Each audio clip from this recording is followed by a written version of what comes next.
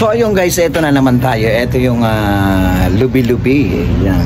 Ito yung lubi-lubi na kahit yan sa Laguna, nung pagpunta ko, hindi po iniintindi to. At ito, mangunguha tayo. At syempre, isasahog natin to dito sa gulay. Ay, sa isda. Ayan. Ito natin isasahog yan. Sahog natin dito sa, anong tawag nito? Yellow pin. Ayan, isasahog natin dito. Kaya mangunguha pa tayo guys ng lubi-lubi. Ayan.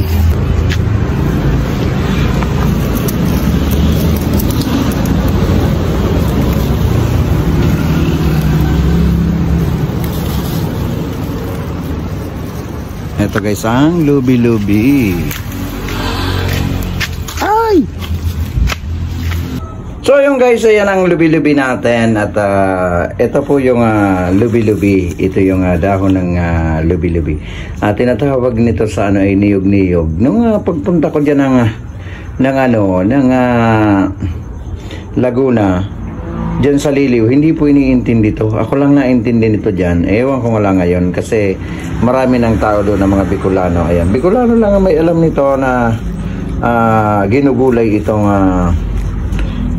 lubi-lubi. Kaya ayan,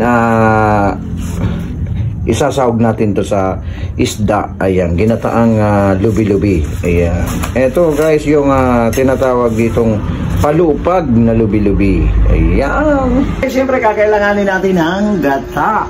Ito yung nyug natin. Gagatain natin dahil isasahog natin dito.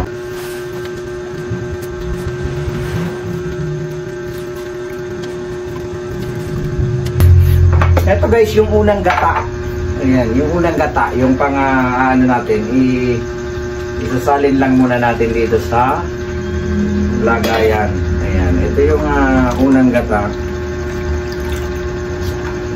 At syempre, kukuha pa tayo ng pangalawang gata. Ayan, gagawa pa tayo ng pangalawang gata.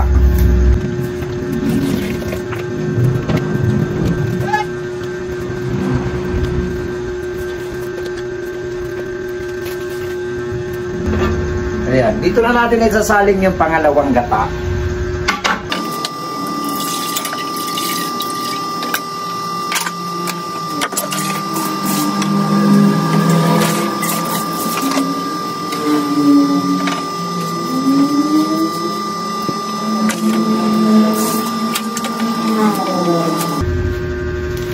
At ito na yung guys, ito na ang gagawin natin. Tatanggal-tanggalin lang natin ito kasi may mga langgam to sa loob. Ayan. Tatanggalin lang natin yung mga langgam. Tapos yung mga ganito, yung medyo bata lang po ang kukunin natin. Ititira natin yung magulang na. Ayan. Yung hindi na napuputol, yun na yung ititira natin. Ayan. Ayan. Pwede pa naman pala. Ang lambot pa. Ayun.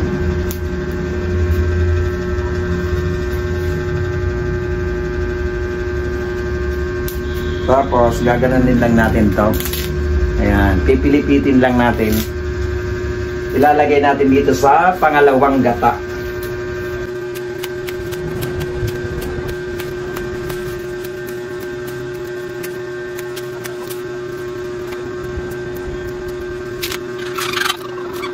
Tapos, siyempre, anin mo to, gaganunin mo dito sa gata.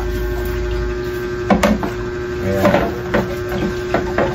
Lalamutahin mo sa gata. Ayan.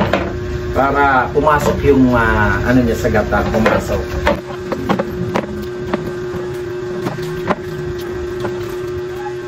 Siyempre guys, ayan, nilagay na natin yung bawang sibuyas, magic sarap, tsaka asin. Ayan, syempre lalagyan natin ng magic sarap. So ayun guys, ito na, antayin na lang natin magkulo. Tapos ilagay natin yung isda dyan sa ibabaw lang. Ayan, antayin na lang natin kumulo yan. Yan na po yung ginataan na lubi-lubi.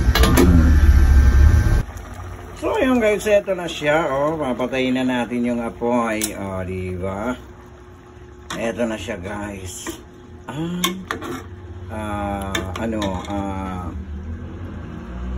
Pinakulaw na lubi-lubi. Ayan.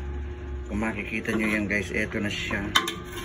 Ito na yung pinakulaw na lubi-lubi. Ayan guys. Oh, wow. Yan yung pinakamasarap. Siyempre ilalagay natin dito. At titikman na natin ang pinakulaw na lubi-lubi. Ayan. Pure gata. Diba? At eto na siya guys ang kinalabasan niya. Oh wow. Napaka-yummy. Yan ang pinakulaw guys na lubi-lubi. Eto na yung pinakulaw na lubi-lubi. Kaya napakasarap. Kaya gayahin nyo guys yung pagluto. Napakasarap nito. Ayan. Hindi lang ito kilala dyan sa ibang lugar. Pero Bicolano lang po ang talagang nakakaalam ng gulay na ito na napakasarap. Ayan. Palupag na lubi-lubi.